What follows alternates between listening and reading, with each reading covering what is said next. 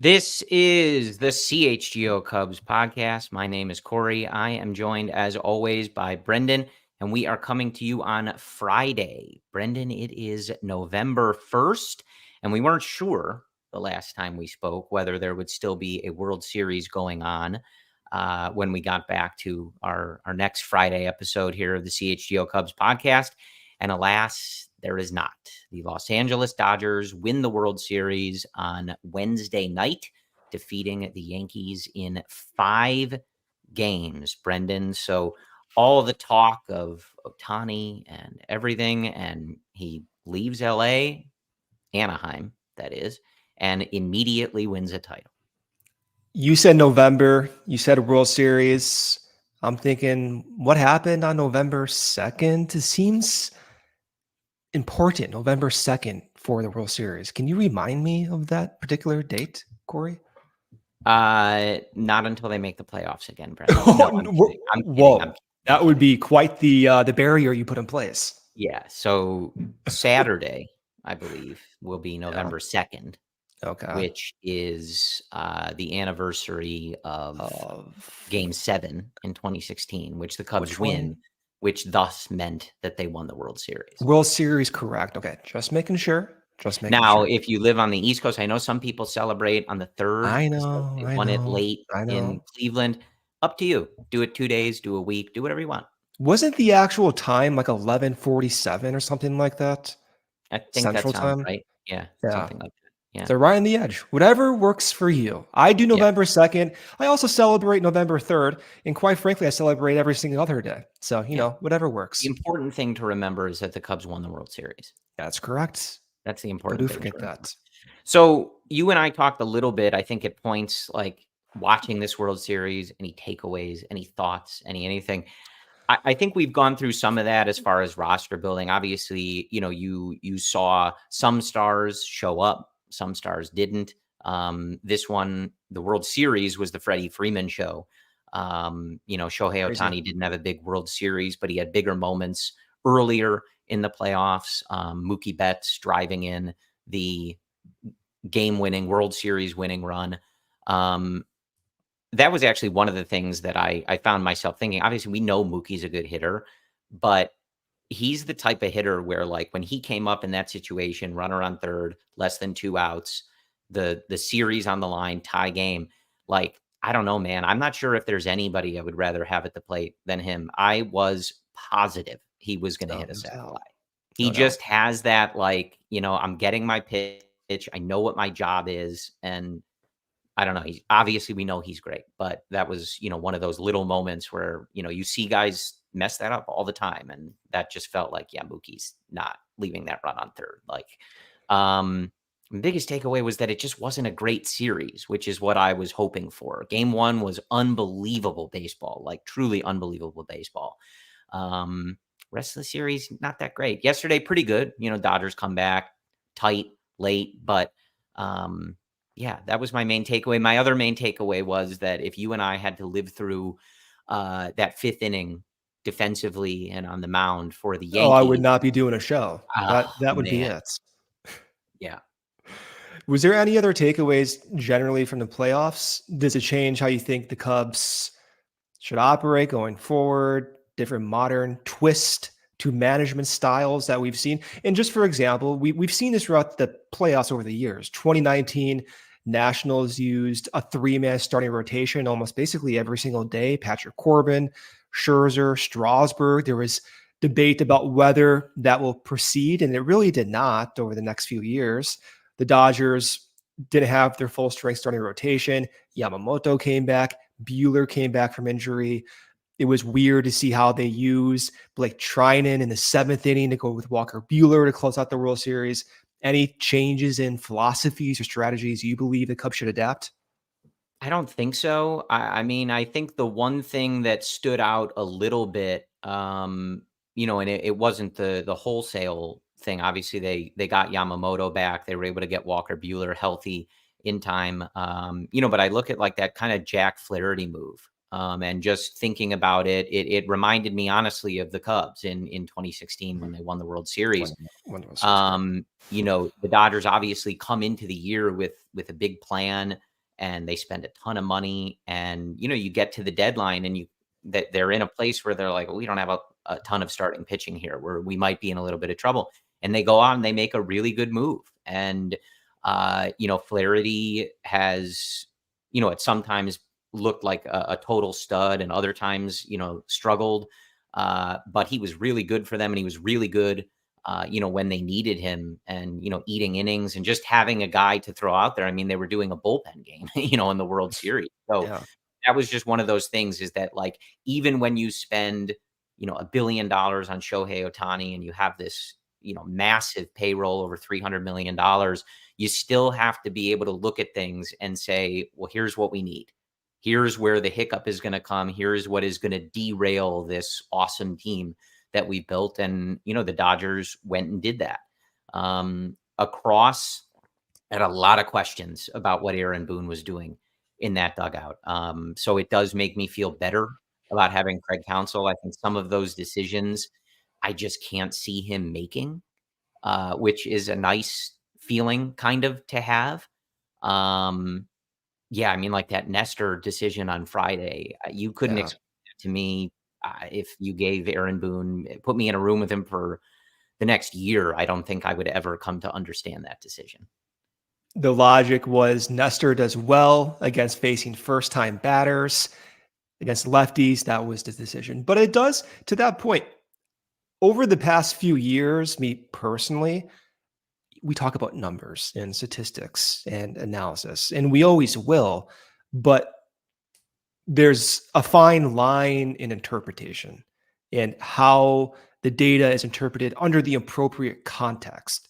And the context is somewhat subjective. The manager interprets the context, the stress of that particular inning, the recency of how that player performed, the emotional input, the physical, laborsome recent performances, all of that informs the decision.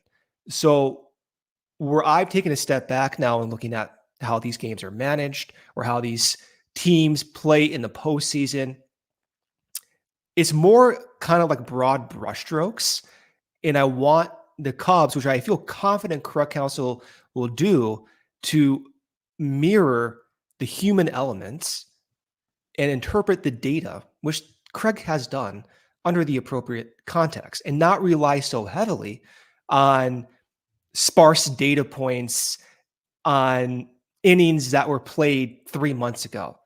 Nestor Cortes, to this specific example, not to get too in detail, he didn't pitch for 6 weeks. Yeah. So there's uncertainty. That's the part I'm referring to as being crazy. Right. Yeah. There's uncertainty that how he performed months ago is relevant to that context in a World Series outing out of the bullpen in a 9th inning. There's no precedent for that type of performance. So how much do you want to risk that despite him having solid numbers? I think to some degree, Madden also was quite risky doing that, putting guys in unfamiliar circumstances and high leverage. Schwarber playing right field in Pittsburgh in 2015, the wild card game.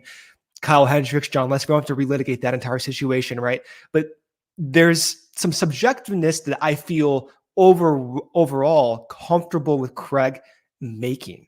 So like you, it does give me more confidence that Counsell is not going to be, I interpret it as risky as other managers like Boone have been in years past.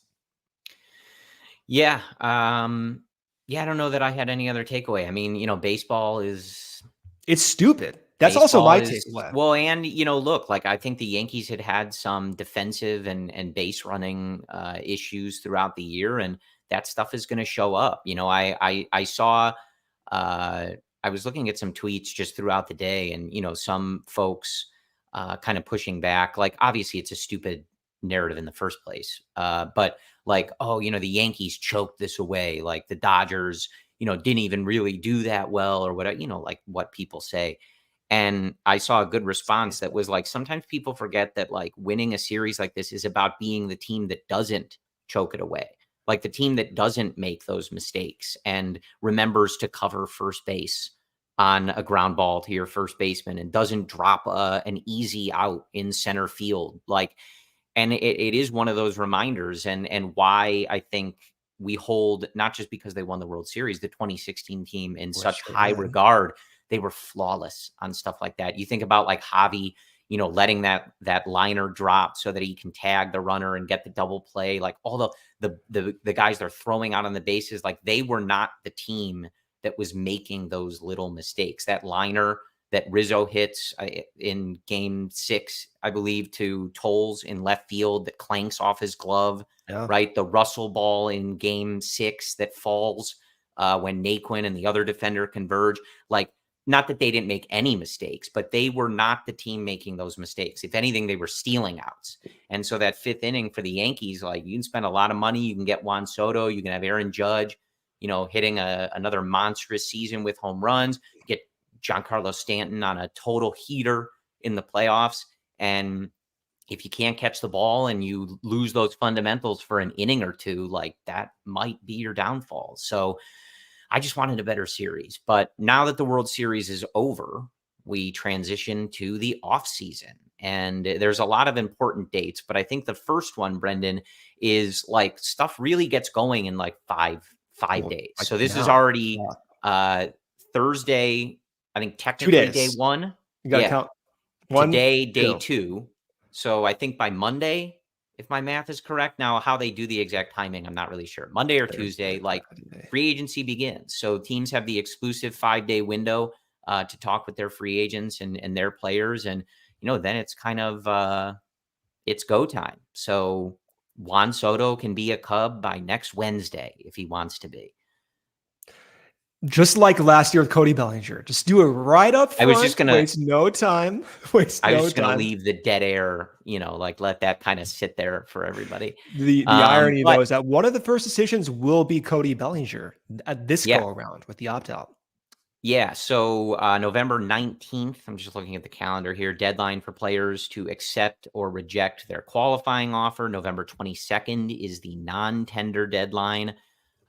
So those some other important dates relative to guys' contract status and things like that. So, this is all going to ramp up pretty quickly here. And unlike last time, I mean, there is a big fish in terms of the, Juan Soto, but I feel like last offseason in particular was like so bogged down by the Ohtani stuff and like connected to the Juan Soto stuff that hopefully this is not as, bottlenecked of an off season. And maybe there's a little more constant activity as we go throughout the off season rather than kind of, it did feel like for a long time, like, and because we stupidly bought into it, like it felt like we were all into it.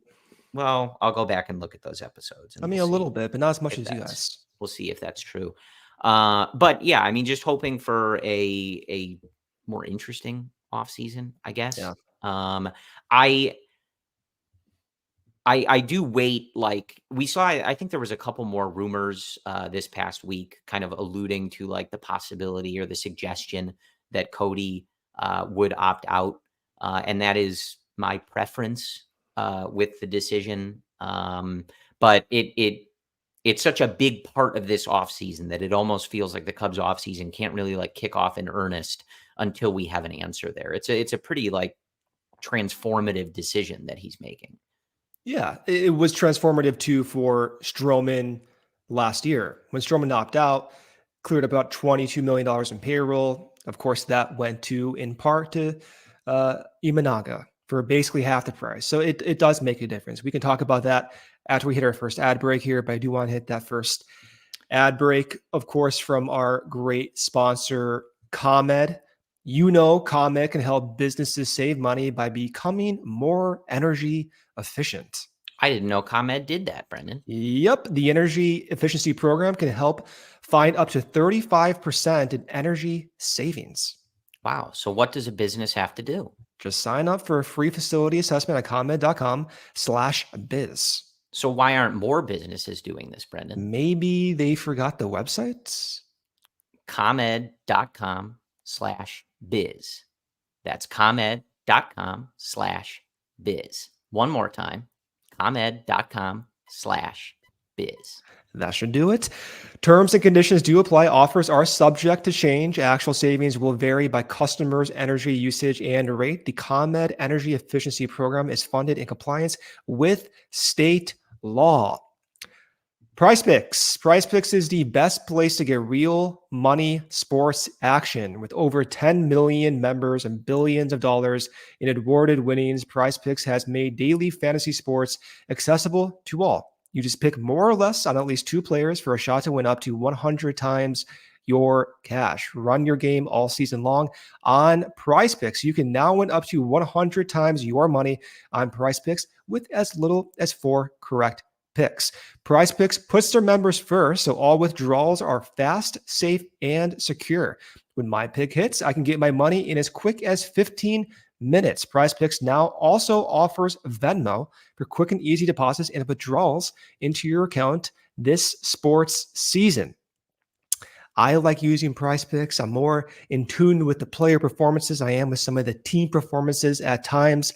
This week on Prize Picks, I'm looking at the basketball board and selecting Luka Doncic for more than 31.5 points and Steph Curry for more than 4 3-pointers. Why are you laughing at me? Did I mispronunciate his name?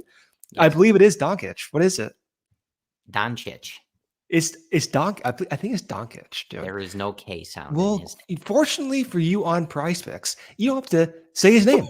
You just gotta read it and use your thumbs. Download the app today and use code CHGO to get $50 instantly after you play your first $5 lineup. That's code CHGO to get $50 instantly after you play your first $5 lineup. Prize Picks, run your game.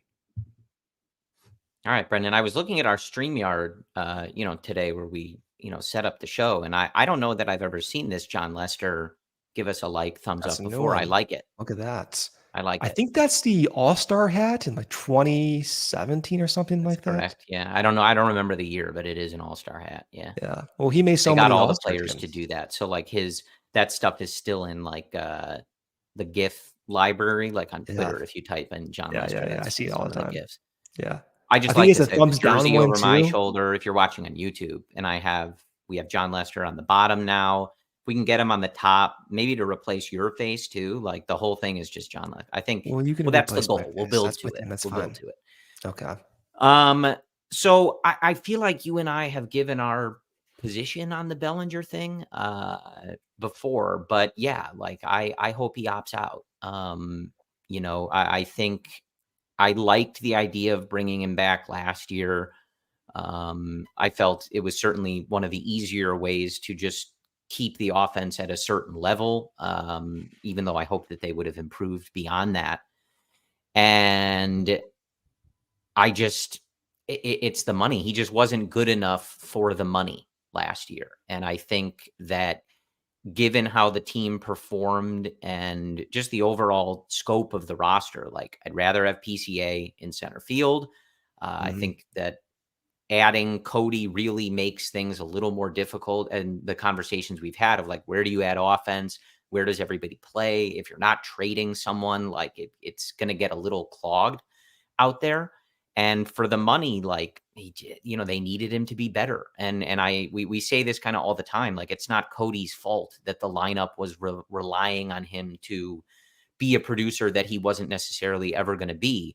But he didn't hit that level of even 2023, and they desperately needed him to. So I think in terms of how do we add, how do we get this team from not being 21st in home runs? How do we get this team from not being, I think they were 15th in slugging percentage. I don't think Cody Bellinger coming back at that money is the way that we figure out how to improve those numbers, which I think is the area that this offense desperately needs improving. And it's not to say that he wasn't a good part of this offense or someone that you might miss, etc., but they just need performance that's better than that. The payroll committed right now by MLB Cots, all projections based, but against the tax threshold, they're 50 million under.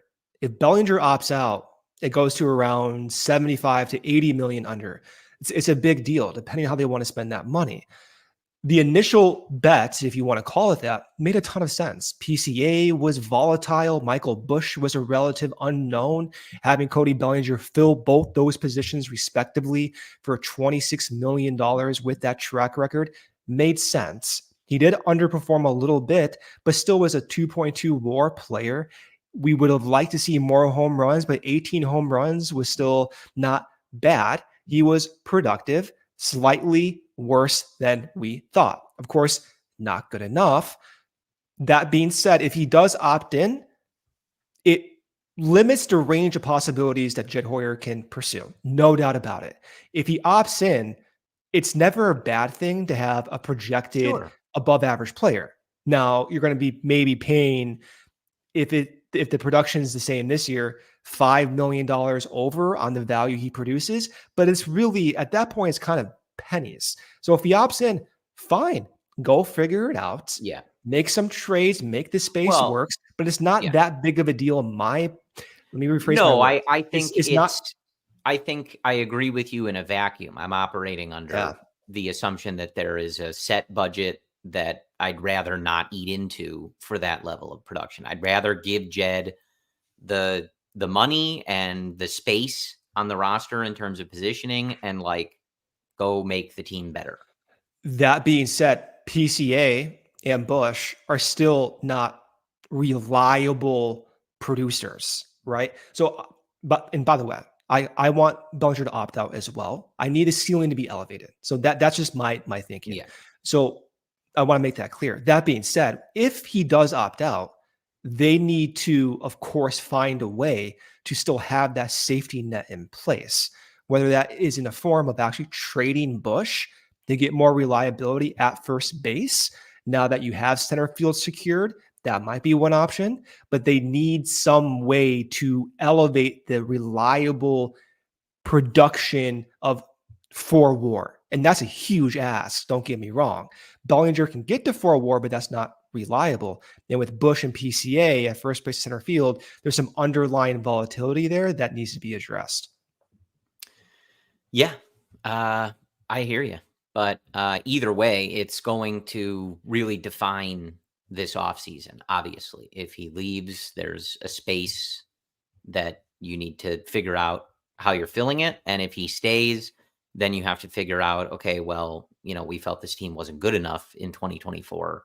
How do we get it there with largely the same group returning unless we start moving some of these guys around? Well, it's hard to imagine them staying pat with even... No, I don't think so. Well, what I'm trying to say is it's hard for them to imagine, even if Bellinger comes back, them staying like at a standstill. Like even if he comes back, the ceiling needs to be elevated somehow. So whether that's improving at third base, even though you have Paredes signed for multiple years under a team control arbitration contract, or you move beyond Busch despite the good year and the really optimistic performances he did show, but there still needs to be movement around, which is why folks will talk about moving Nico Hoerner. I understand the sentiment, but there still needs to be a way to add currently to this roster, literally at minimum 8 wins. If Bellinger comes back,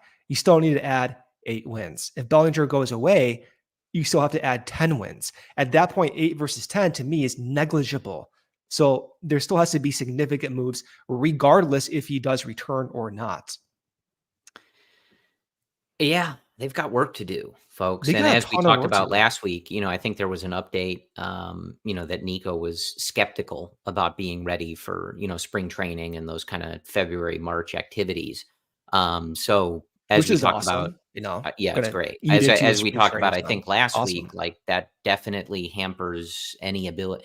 It doesn't remove your ability to trade him, but you'd be trading him with a question mark that would certainly lower the value. And it definitely is going to hurt the interest teams have in not knowing exactly when he's going to be ready. And that sucks, by the way. I mean, like him saying, like he may not know if he's going to be ready by spring training. Like, damn, what the hell? Like, when did we? Well, he was saying he couldn't throw to first base. So, like, clearly this was happening during the season. So, like, these guys are gutting stuff out, man. We talked We talked about that last Bless you. week and kind of not not liking that, but I'm not really sure what the solution to that is. More than anything, like under the assumption that they're not able to trade him or that they don't want to, whatever, if he's hurt, etc. Like it's just a bummer that he's not. I said this last week, like not going to be able to just go through his normal process. We've seen how that affects guys like countlessly at this point. And, sure, some guys like they'll show up, they can strap it on and go, like, no problem. But you've seen like over the past few years, especially with COVID and some of these delayed free agency things and stuff like that, like guys not being on that kind of normal schedule all throughout the off season and showing up to camp and like ramping up in the way that they normally do, it affects some guys. So hopefully that's not something Nico has to deal with. But it is, not a great way to start your off season. But that being said, it is. I'm in a weird spot in terms of my expectations this offseason. And we were talking before we got on the show. This is the one off season where I'm probably the least excited. And that's not to be pessimistic. It's just in previous years, I had higher expectations for a team supposedly in their competitive window. Doesn't mean I'm disinterested. I'm very interested in them how they maneuver 8 AAA bats or 8 top prospects, how they maneuver the current guys on the major league roster. I'm interested in what they do with the bullpen. There's a lot of moves, many moves, but where the lack of excitement comes from is the scope of improvement that's necessary. So having, like, you're even yawning over there, which, by the way, you're hiding it quite well, right? I'm trying. Like this this is what I mean. So them adding 8 wins or 10 wins seems such an unrealistic ask because we haven't seen it in the past few years. And the projections for the current major league guys haven't changed. The only area of the major league roster that has changed is the proximity of the AAA bats. Now they're knocking on the door, and that seems to have maybe an elevation of ceiling as a result. Yeah, I mean, look, I think the way I'm approaching this offseason is like different than the last couple of years. Like they're not going to get Juan Soto. I'm not even going to like give myself the runway to entertain that.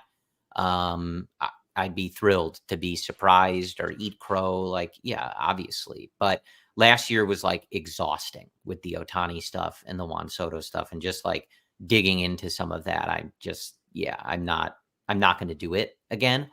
But I do think that there's a lot of good players in this free agent group. We'll see if there's players that are available via trade just because, teams have their own roster crunches. They need to hit their own budgets, things like that. You and I have talked for, years about when, the Cubs would be the team to kind of like take advantage of a team shedding payroll for no reason and kind of go pilfer their great players and, for pennies on the dollar. So I think that's where my expectation is. Like, I'm not expecting them to land the big fish. I'm not expecting them to do something crazy, but I think there's a lot of good players in this group, and they're going to have money to play with. I think there's some good pitchers, that they've been loosely connected to already, that I think would be obviously great to add to this rotation to pair with the group that you already have. I don't know. I don't know if I think they get there, but I think my goal is the same as it always has been, for the last 2 years and certainly throughout the end of this season and coming into this off season, which is like, I just want them to be like the favorite in this division when we are entering camp and everybody's looking at the roster.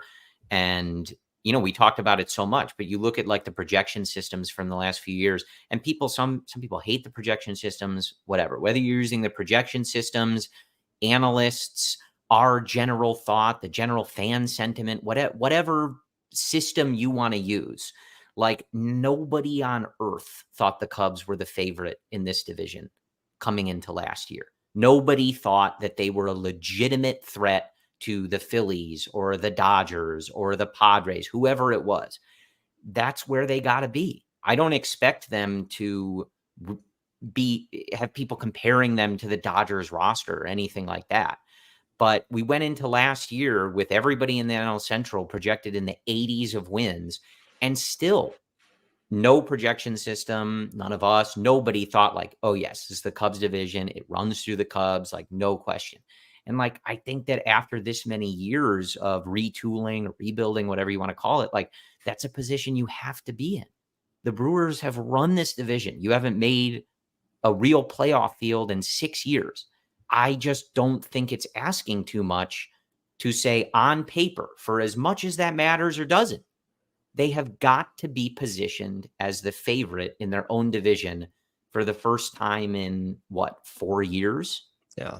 Probably since like going into 2020. And I don't even remember if they were the favorite going in that year. But like that's the bar. And it's like it may not be an easy thing for them to do. They're going to have to move some players around, maybe get creative, trade some guys.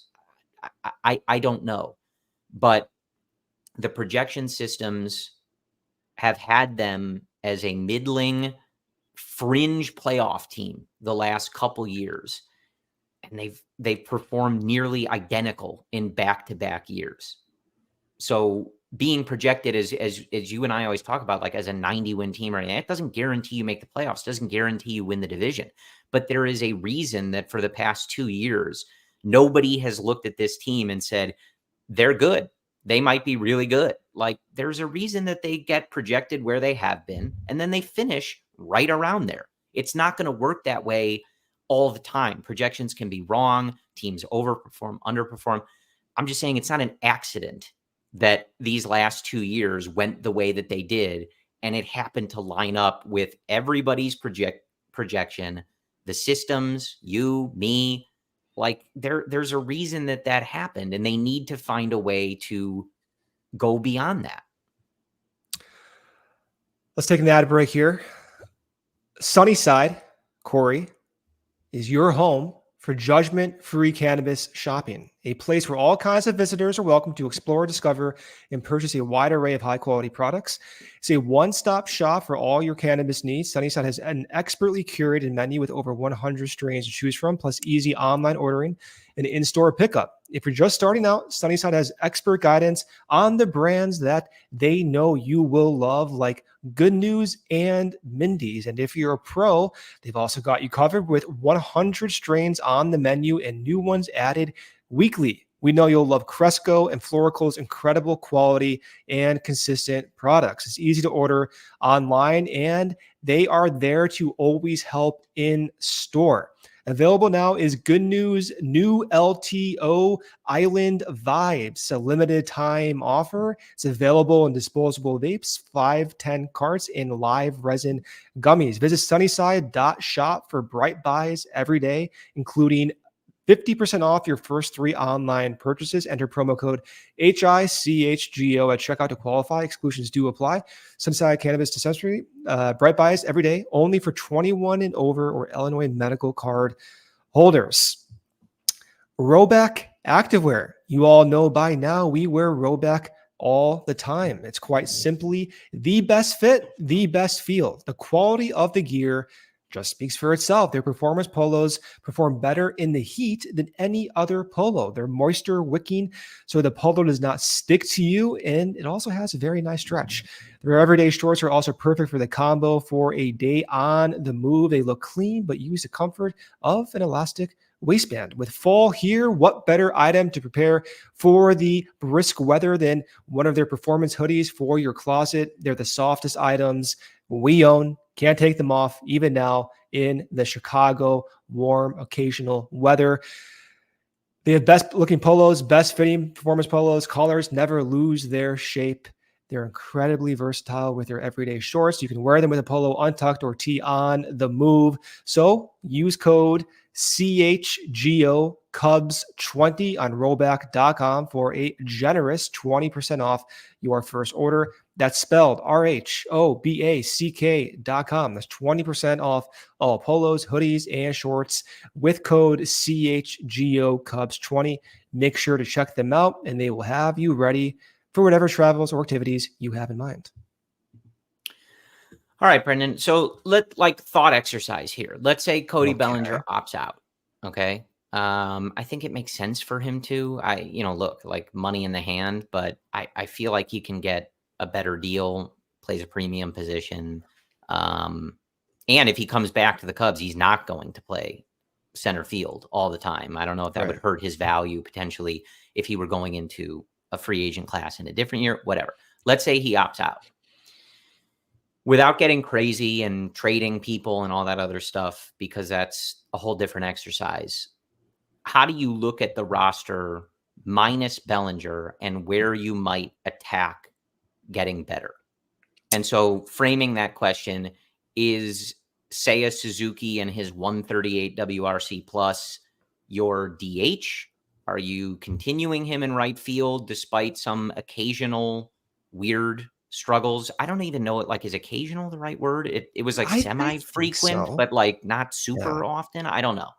More than occasional, but less than frequent. Something in the middle there. Are you moving him? Are you like fine with the infield as is? Are you looking for a DH? Would you look for another outfielder? Are you letting Miguel Amaya kind of ride the strong end to this season that he have and kind of start as your catcher? Are you exploring putting big resources into a catcher? So without like trading half the team, no Bellinger, where are you moving anyone and how are you improving this group?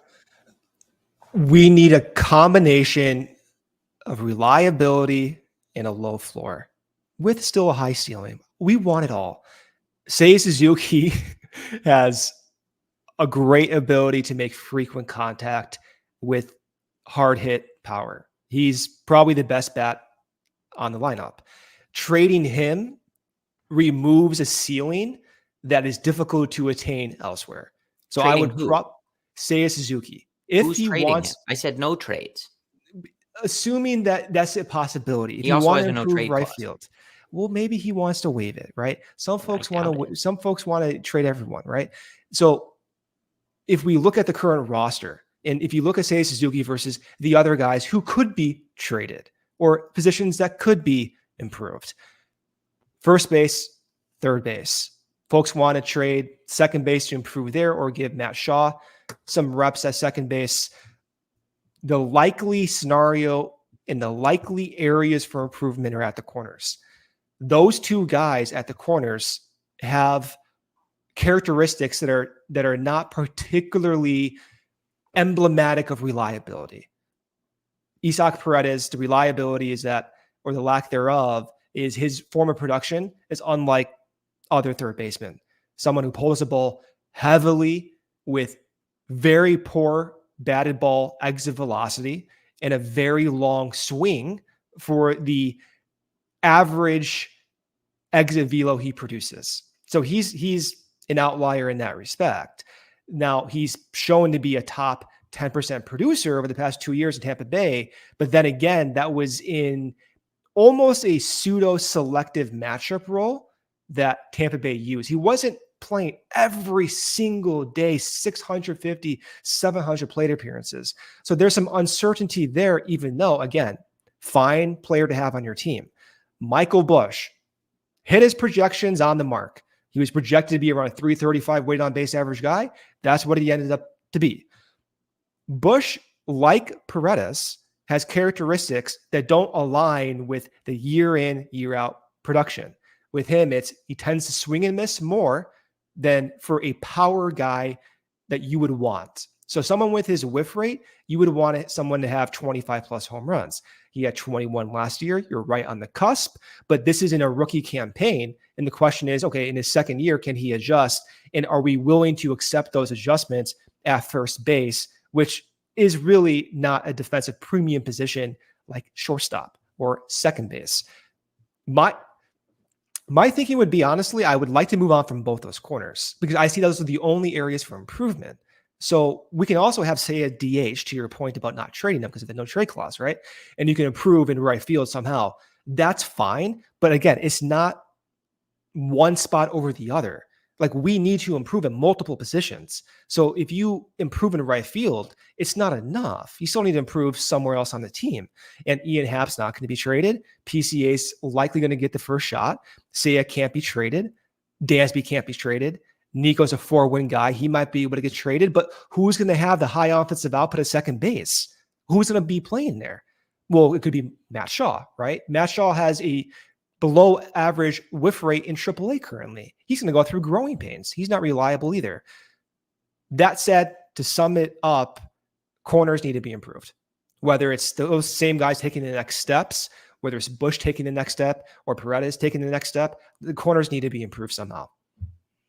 Yeah, and I mean, I think Paredes, I think will certainly be better than his Cubs career started off. He finished stronger, and like that was, I don't know, a change of scenery thing. I'm not really sure. I know there were concerns about how his profile would shift exactly and how well he was riding those homers down the line in Tampa, but like he was so bad when he first came over, like forgot how to play defense too. That I don't think was reflective of how he will be as a player going forward. It was a uniquely bad period for whatever reason. Yeah, I hear you. So now I'm thinking broadly, right? I'm like looking at the list of free agents and things like that. He's going to have to come through trades. Has Sure. to come through trades. Fine. But without that's much more difficult to Well, it's a difficult situation as an exercise. Yes, I know.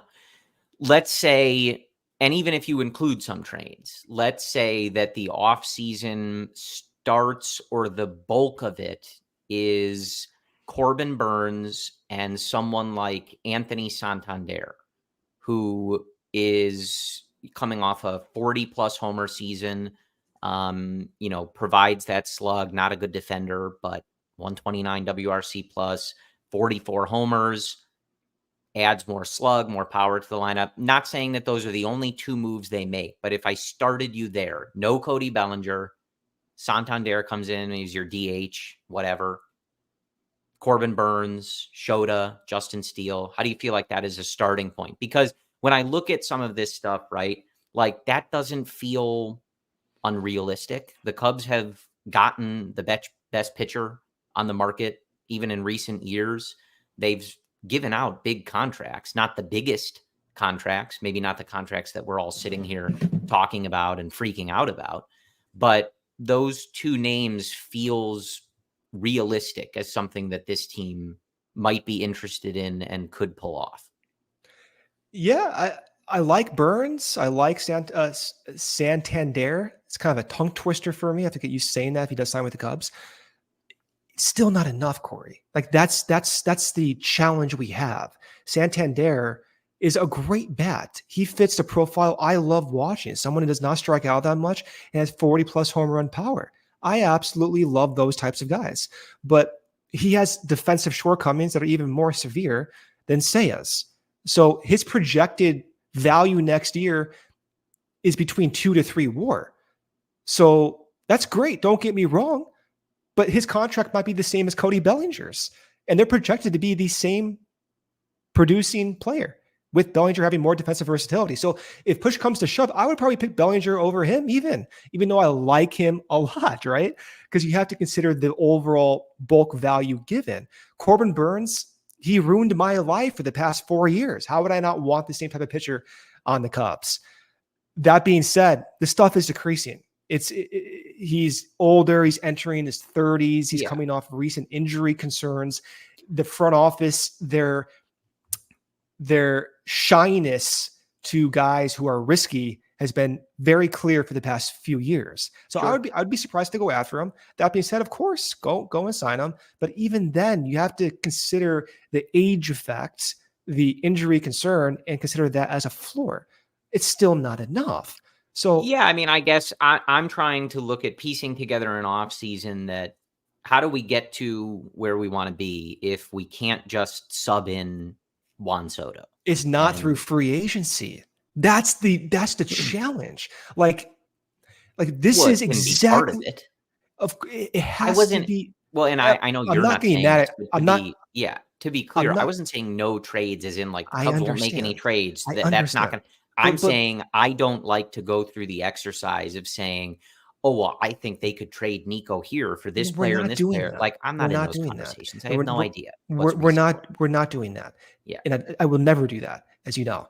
This is why over the past 2-3 years, I'm not going to do the Monday morning quarterback thing, but this is why those years are important. This is why 2021 is important. That's why 2022 is important. And the front office knows this, and we know this, but it's important to figure out these positions, right? Because we don't have clarity in center field, first base, third base for high output value. We have some idea for average value, right? So this is why I get a little annoyed because you're talking about, well, how do you improve discipline free agency? Well, you can't. It's not enough. You have I to go through the no, trade market. I know. It's just an easier exercise. And I'm just getting mad at I the will world. say though, like, I agree with you that they don't have the reliability in center field just because obviously Pete is not a proven thing. I do feel like though and not that you disagree with this, but he represents one of those cases where, like, especially with how he developed throughout the year, which was like I think as good as you could have hoped for, Yeah. given the way that he started, like the developments that he made, the leaps that he made.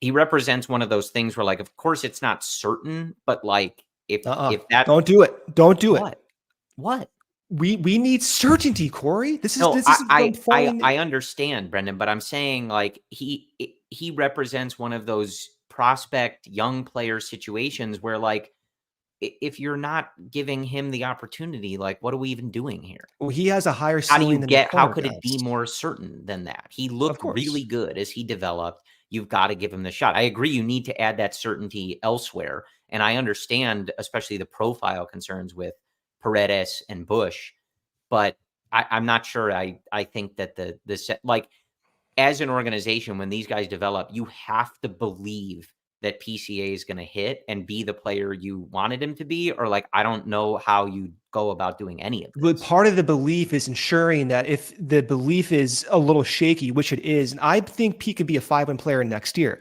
Let that be clear. But I don't like risk. Oh I no, don't I like understand. Yeah, gambling.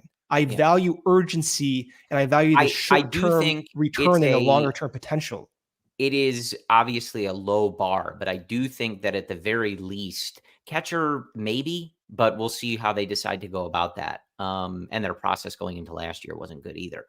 Um, but, like, the one thing that I hated about that last offseason, as we talked about endlessly, was the way they approached third base. And I feel like we are at least not entering with that level of what are they doing here and, like, why are they when you're looking at Paredes and Bush and PCA, there is a reason, even if you went into the season with those three guys at those positions now, why you're believing that they deserve that opportunity. The situation last year was out of pocket the way that they were approaching it. Morel had never played the position with regularity, and they had no other option besides that. That's why we spent all offseason talking about Matt Chapman. Like, so I think at least we're not doing that. I hear you on, like, needing the improvements and the lack of, like, reliability, and it speaks to the whole thing. Again, the reason they keep getting projected in the low 80s is because they don't have that reliability. Like, they're not looked at as a sure, consistent group that is going to perform at the level that they need to be successful.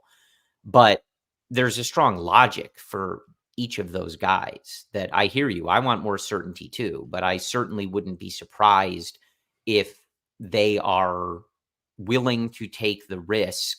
Like, Paredes has been better than this. He's been a better player, and he will be a better player. Bush did everything you wanted him to, struggled in the second half. I suppose you could look there, but we want to give him the opportunity to build on his rookie season.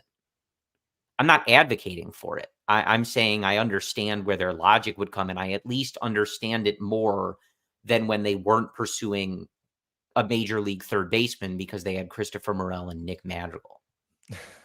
I don't care how the improvements come. I don't care if it's Paredes and Bush staying on the team. I really don't, right?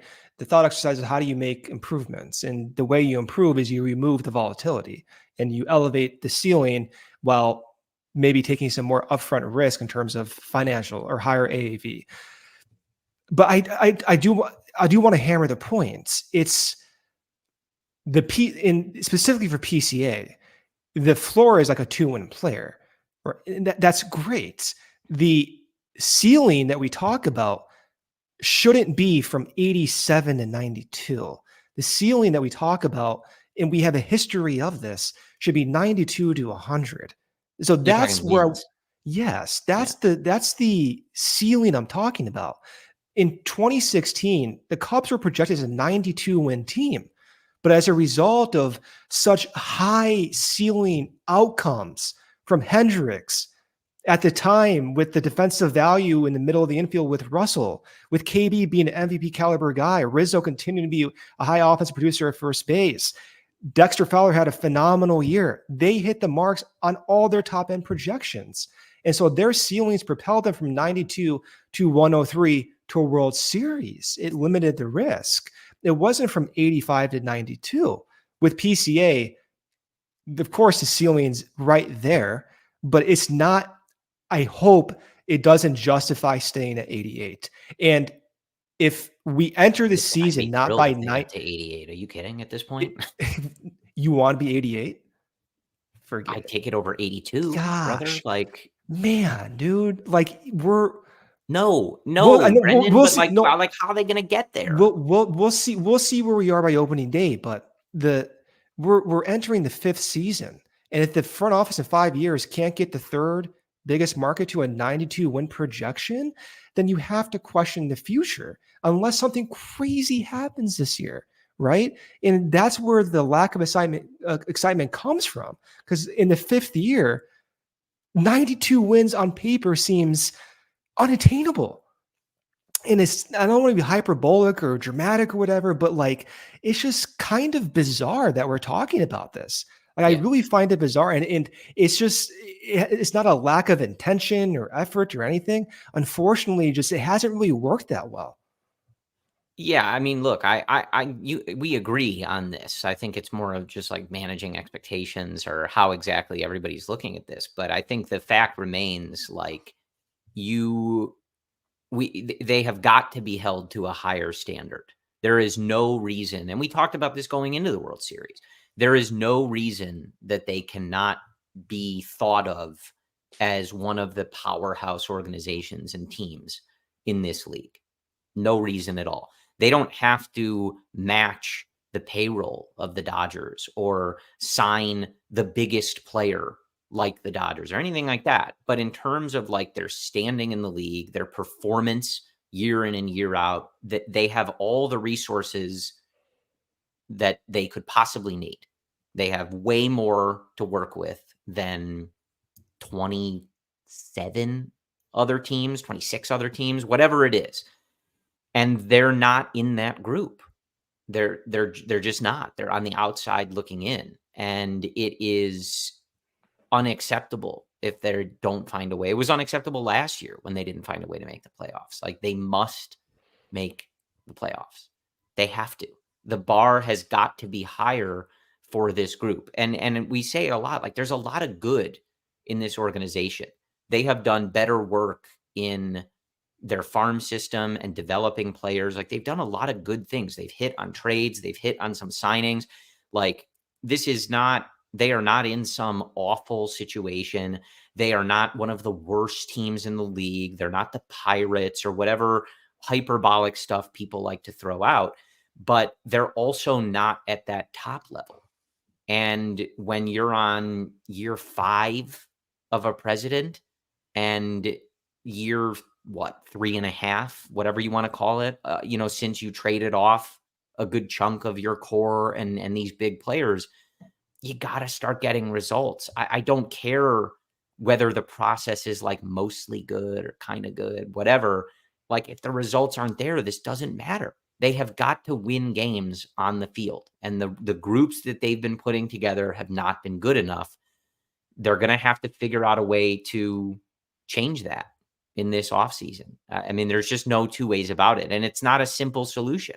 The simple solution is to sign Juan Soto, and they're not going to do that. So, Pete Alonso. listen, I take him. I got no beef. I mean, the Mets are probably going to pay him anyway, so it's probably all moot. But it's a challenge, and I'm not getting like upset at you. I know you're trying to like rile me up over there. I can tell. I know what you're doing, but it highlights the way I think about the offseason. And I want to make it clear. I need 92. That being said, I'll be okay with 90. Don't get me wrong. And quite honestly, 88, I'm like, okay, whatever. But realistically, if there is a 9 in front of that number, I will eat my hat. But realistically, no I would like the Cubs to enter the season at a point where if 1 to 3 players get injured, they can still survive and be in a playoff hunt. That's just the way I think about that. It's the way the way I fan. Yeah, no, I hear you. I just don't feel like it's I don't think it should be controversial. I don't know if it is or not, but you get pushback on anything you say at this point. Like the last 2 years, they've gone into the year with every reliable projection and prognostication not believing that they were anything more than maybe a fringe playoff team. Maybe enough can go right for them to get in. Like, that's not an acceptable standard for this organization. And if everybody picks them to win the division and Pacoda says they're going to win 95 games, does that mean that that's all going to happen? Definitely not. Of course not. I'll take it. That's what I want. But 2 years in a row, everybody having to kind of squint and say, well, if this guy develops as fast as we need him to, and this guy hits his 99th percentile outcome, and everybody stays healthy, and this guy repeats this performance and this performance, then maybe they'll catch the Brewers. That's why you pissed me off when you were talking about third base, first base, and center field. That's why you were pissing me off about 10 minutes ago, because that's what it sounded like. Well, if PCA becomes a 5-win player and Bush takes that next step and Paredes returns back to live in the reality. If we're not going to sit here and I don't want to live in reality. Freak out about Juan Soto, followed a guy who used to be the trainer for the Cubs on Instagram. Is he signing with and we're tracking flights and stuff. If we're not going to do that, then we have to go the other way and look through things through the lens of this front office and try to figure out what they're thinking and how they might operate and try to get better. I'm with you though, dude. Like, I don't care if they spend $250 million, $350 million. I don't care. The team hasn't been good enough and it needs to be better. One question I have. Thank you for that. One question I have, which, we should look up, I should look up, is for Milwaukee over the past 6 years, how much should they differ from their projections? Like, anecdotally, it feels like they've overperformed every single year, right? So if there's some like actual like reason, some rational reason that they were able to overperform their projections, then the hope is Craig can implement that this offseason. And we saw Quentin Berry got hired, third base coach, base running coach. It's a good quality start, but where Milwaukee's improved and outpaced the Cubs is pitching development. Talk about the pitch lab all the time. Milwaukee's been significantly better than the Cubs at developing pitching, both internally and outside the organization, bringing guys in. So that being said, if they're an 88-win team, my delusional self, which might be a little rational, might look at how Milwaukee has performed and the process through which they achieved their overperformance could be adopted by Craig, and that may give me confidence. And if that's the case and they can't improve elsewhere, I will accept our reality based on a slow process from 2021 to 2024. I'm not going to be happy about it, but at the same time, I can understand if that's what they end up doing. Not going to be happy about it though. Yeah, I hear you, man. I don't know. Like I said, it's a weird off season for me because I am not going in with this kind of delusional hope that we've had, I think, for some years. But we'll see what happens in approaching things in a more realistic way. As we're hitting the hour mark here, I want to tell you guys and remind you guys about everything going on at CHGO.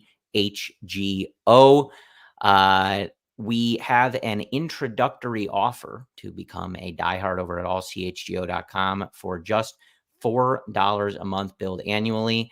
$48 a year gets you a free t-shirt, access to our exclusive written content, plenty of discounts to our events, tailgates, etc., access to the Discord lounge where we all talk sports.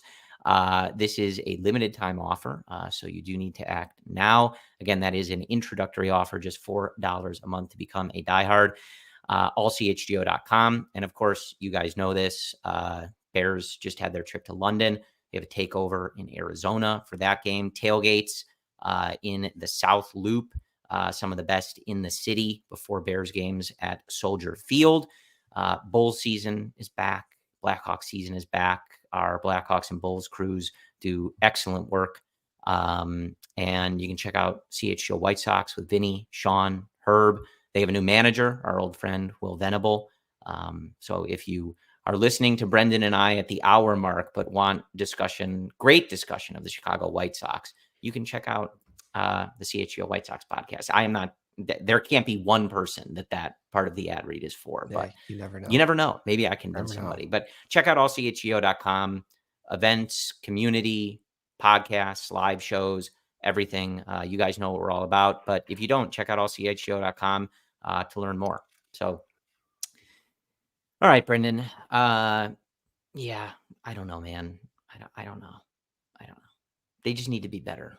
I know that's very surface level, but I'm going to put it to, I don't have the exact number, but I think Jed makes like $6 million a year, something like that. Like, I'm going to put it to him to figure it out. I don't think it is his job right now. That is what he's being paid for.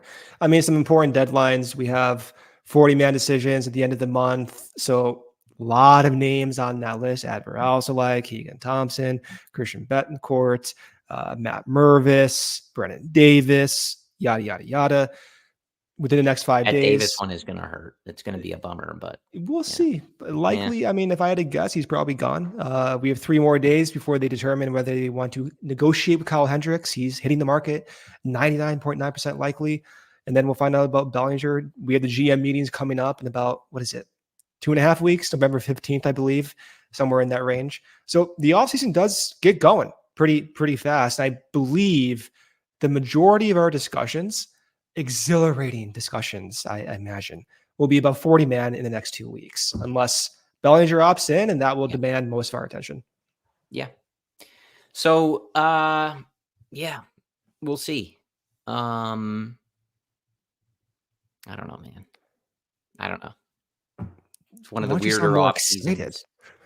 Huh? Why don't you sound more excited? You sound like someone just, I'm really not. I feel like, and I brought up I like Santander. I think I would love to have a 40 homer guy in this lineup. As you said, a guy that's able to do it with, striking out under 20% of the time. But I feel like we're going to be living in an off season where like the Yankees re-sign Juan Soto. It's this big thing. The Dodgers are figuring out how to, try to go back to back. And we're debating like, is whatever they gave Santander like too much, or like, that's just what it just feels like. That's the tier we're going to be in. And like the conversations that, that is the tier. That is the tier our team has always been in. Like, pretty much financially, you have the ownership tiers have changed. You have Cohen, who's willing to spend almost $400 million. The Dodgers spend $400 million. The Yankees are spending more money. Times have changed, Corey. Times have changed. It is interesting. Like it does feel like I don't know. I don't know if we're entering like a shift for the game or the league, but yeah, you do have a handful of teams that have decided to kind of take things to a completely separate level. I mean, and you might reach a point where you kind of need to spend. either get on that level, or figure out what your, kind of market inefficiency or advantage is if you're not going to be I mean, the operating. Arizona Diamondbacks spent $15 million fewer than the Cubs this year. Like, the Angels spent $40 million fewer. Like, Well, the yeah, but how difference, much of that are they giving to Anthony Rendon? that's true. Like, the difference between the Cubs and the Dodgers is $110 million. Like, this is a massive Multiple gap. full teams. Yeah, the Yeah. difference, exactly. The difference between the Cubs and the Yankees is $80 million. The difference between the Cubs and the Mets, where is the Mets on this list? I can't read these logos They're at the sometimes. top, aren't they? The very top. The difference between Yeah. the Cubs and the Mets is $130 million, Corey. Yeah. So, the gap is widening. For years, we were top Yeah. 3 in payroll, like quite literally top 3. So, I don't know. Well, and I mean, I think the immediate takeaway on that is, one, that the Ricketts should spend more money. Like, of course, the Cubs are valued, I think, a $4.3 billion team. Like, they can compete, right? They have the resources. But if not, like, it is changing. Like you said, like during their competitive window, they were pretty routinely, I think, at least top 5. Near the top, and there were not teams that were outspending them by hundreds of $1 million, let alone multiple teams doing that.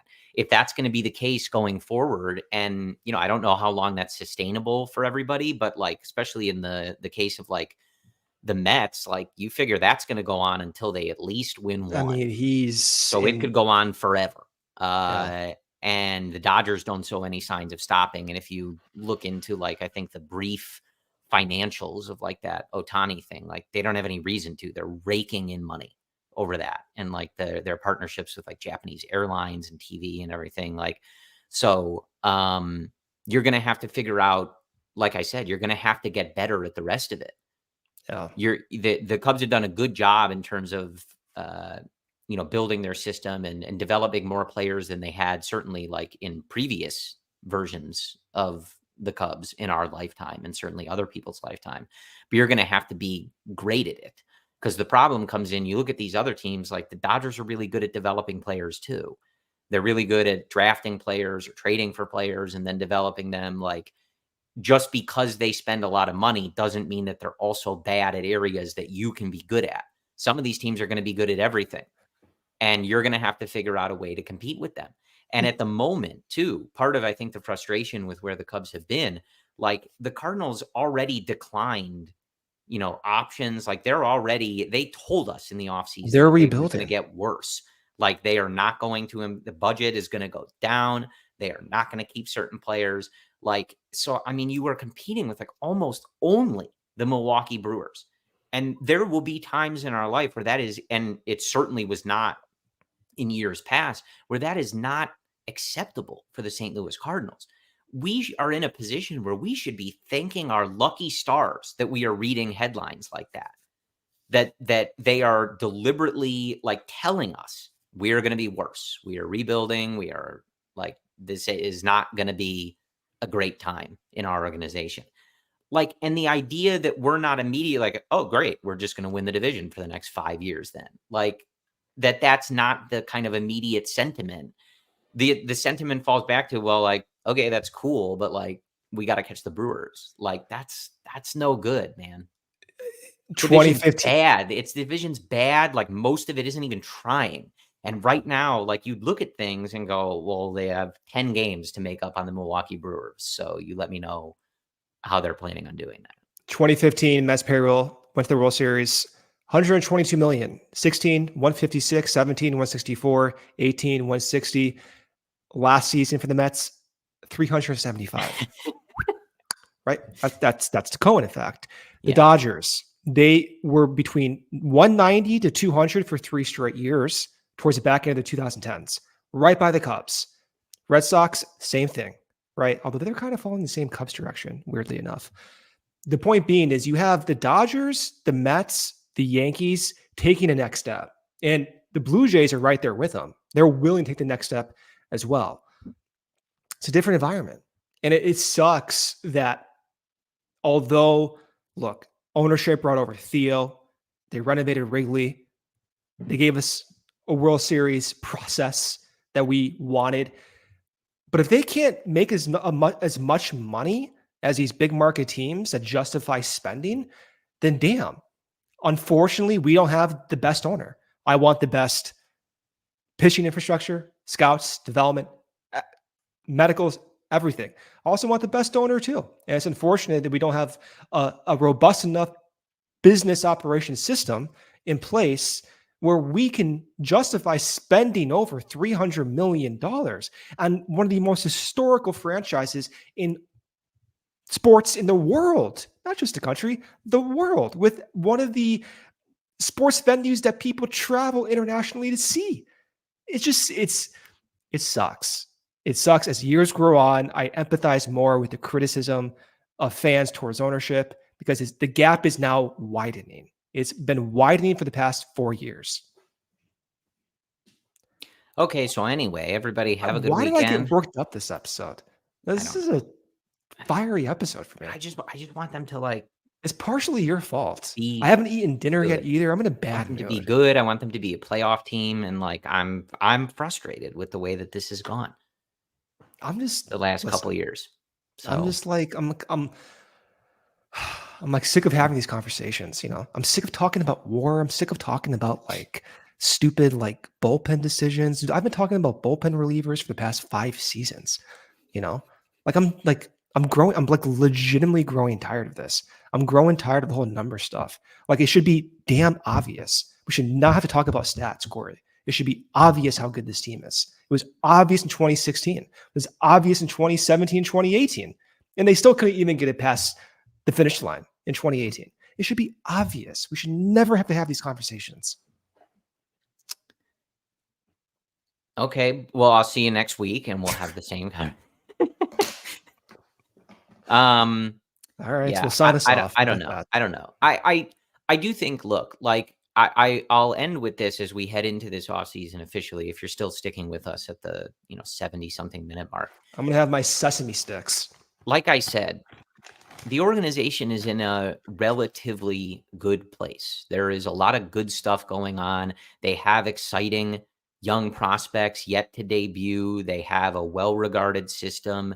They have good players on this team, but they have not had real success that anybody would look at and say this was a successful season since 2018. We don't count 2020 here on this show. Like, that's a long They didn't even go to the NLDS. This is not a middling franchise. This is not a franchise that is barely scraping along with their revenue and all this other stuff. This is a top franchise in the sport. As you said, Brendan, like overall one of the bigger names and brands in the world. Both of those things, multiple things can be true at once. They can be doing good things. They can have good stuff going on in their organization, and can also not be good enough. It's not, and that's where it falls. Yeah. Like, I think they were they 7th in payroll last year? What's that? Where were they in payroll last year? 7? 7th, yeah. 7. So, like, not even looking at it, like just the sheer math. There's teams lower than them that are making the playoffs. And it's not about just a sheer number of spending or, oh, we have a, ownership that spent more than 23 other teams. Great. How many playoff games did you win? Did you win the division? No. So who cares? This is for a different day. We never even talked about this, but like, I've been operating under the assumption for the past 3 years that they would start their luxury tax cycle when they were a clear-cut playoff contender. And they like barely went over. Can I interest you in them starting it seemingly by accident in a season that they didn't even make the playoffs? And like here, and then admitting to the media that they have a guy or two that track that maybe made a mistake or whatever Jed said. Like here. I don't even know if this is even appropriate to say. You can see where my eyes are going. I can tell. I don't. Well, err on It's the it's side of it isn't. I'm not even okay. sure what you're thinking over there. Well, what I'm thinking is there's, and they don't have to do it, but there appears to be a lack of ownership of their failures. And Nico Hoerner was on 670 The Score last season, and Nico said straight up, make no doubt about it, we failed in 2023. Not this season, the previous season. There's ownership, and they don't have to do it. But for fans who are paying thousands of dollars, like you're a season ticket holder. You have every right to be upset. When we get the business talk from Jed, from there it is. If you're not seeing this on Spotify, Corey's holding up his like voucher or something like that for 2024 season ticket holder. It's a pin. Okay. Idiot is what it says. Huh? I guess so. Yeah. But like, it's okay. My point is, it's okay to tell fans, hey, you know what? Like we did fail. Like our process didn't work. And I know Tom sent out that thing. And I get it. Like saying, oh, we failed. We wanted to play, blah, blah, blah. Followed it up with like a 7-paragraph like justification. Yeah, but did you see Ian Happ's OPS in September though? Right. Like, it's okay to say you fell short, you failed, it's not working. It's fine.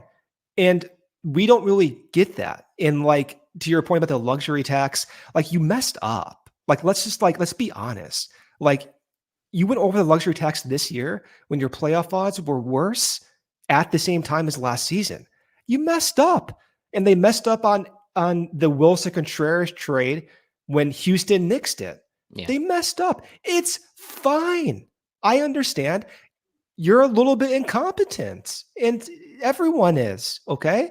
But the hope is that those incompetencies go away over time. But it doesn't mean I don't have to consider that's part of your potential future and discount your future as a result of those mishaps. It is inexcusable, whether it was intentional or not. Absolutely inexcusable to go over the luxury taxes here. And no, I would love a legitimate explanation of why that happened. Inexcusable. Your entire offseason last year was founded upon a safety net of not going over the tax, and you went over the tax. You're getting paid $6 million. I get paid $0, and I can understand Cott's Excel sheets. You went over the tax. What are you doing? Gosh. Working myself up. And have my sesame like 4 months of this, folks. Yeah. So am I stupid? Is that a stupid thing? Is that a stupid thing to say? I don't think so. It's crazy. Like, how the hell did they go over the tax? It wouldn't be stupid if they didn't care about the penalty, but we know they care about the penalty. You know, every single thing pointed to not going over the tax. They've talked about it for years. They went under the tax during their competitive window during the core era. What the hell is that? You know, I don't know. It's okay to be upset. I'm going to have my rational side of my brain go up in a few days. Right now, I'm upset. Well, I think that's what we have for you. Different tone. I mean, I feel like last offseason, the first episode, we were like, all right, let's do it. Break out the checkbook. Like, give me one of these big names, like blah, blah, blah. Like, and so this is obviously just a different tone. Maybe it helps shift the energy a little bit, you know? I feel like I've been building this up. Like, I'm building it up. And again, I do think, like, to your point, I do think that the standard for some, I feel like most people agree with us, but I do think the standard that they hold this organization to is just too low.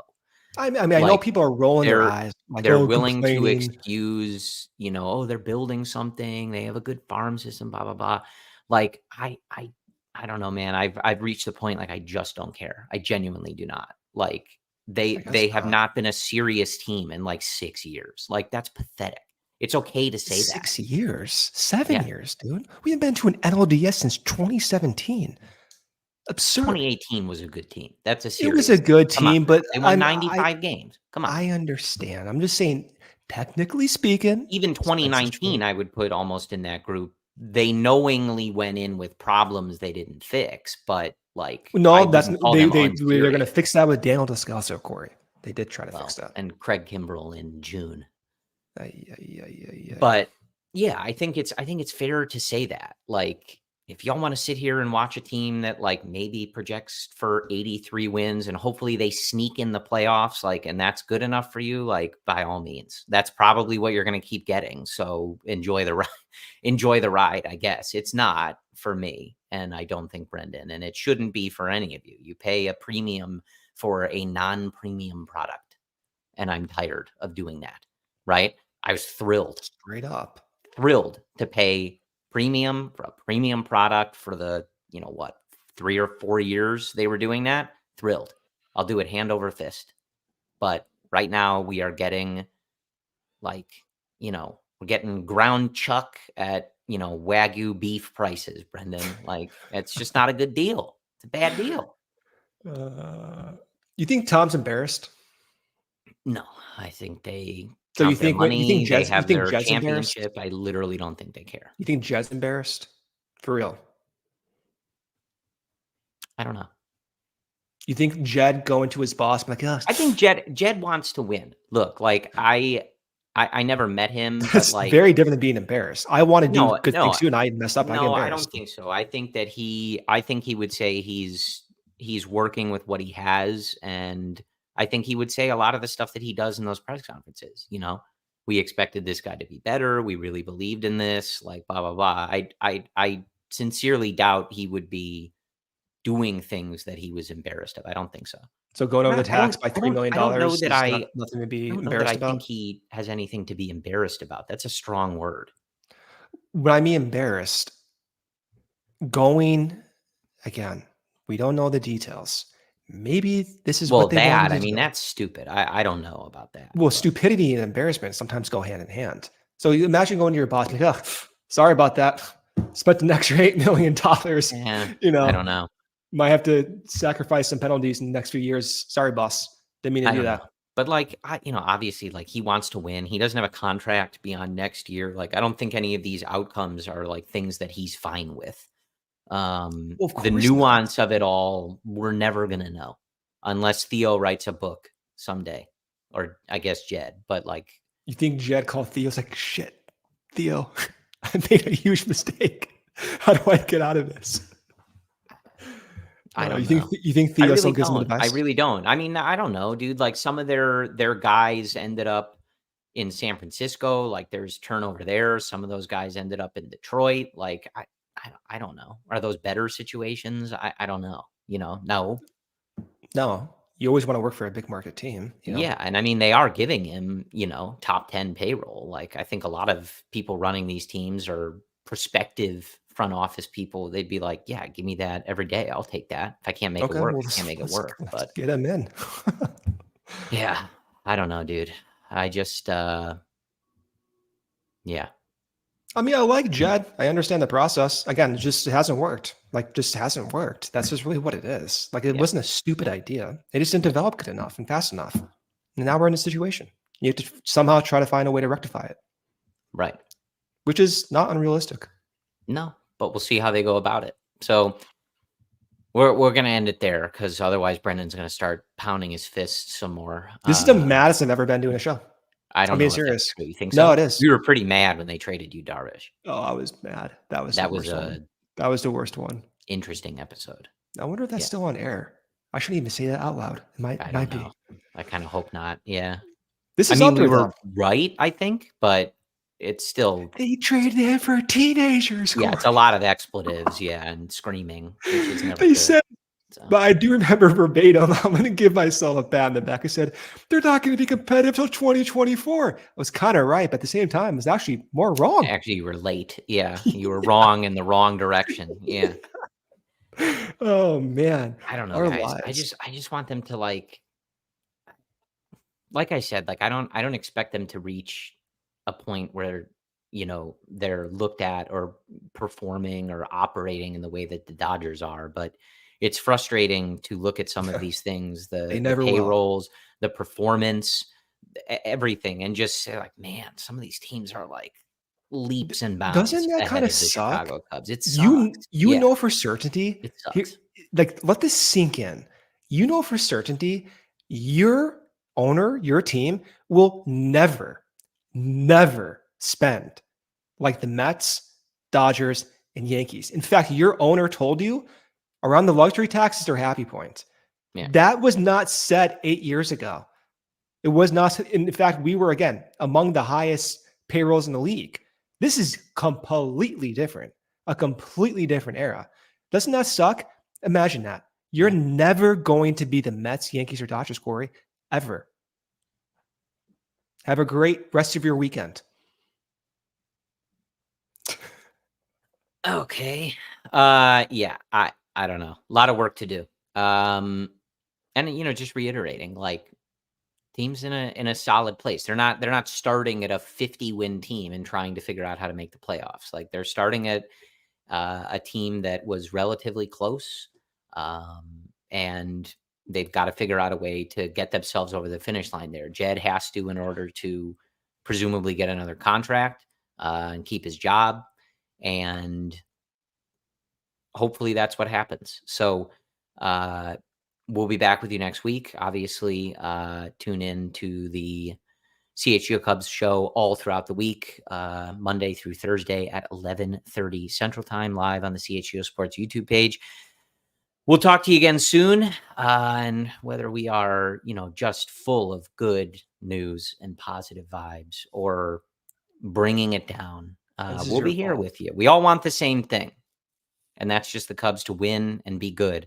We may disagree on how they get there or how they've operated, but ultimately we're all here for the same reason. So we'll go through this offseason together. Hope the Cubs put a good team together, and hope that we're excited when the team shows up in spring training and opening day next year in Japan, actually, as I remember that. So appreciate you guys tuning in. We'll talk to you again soon. And as always, go Cubs.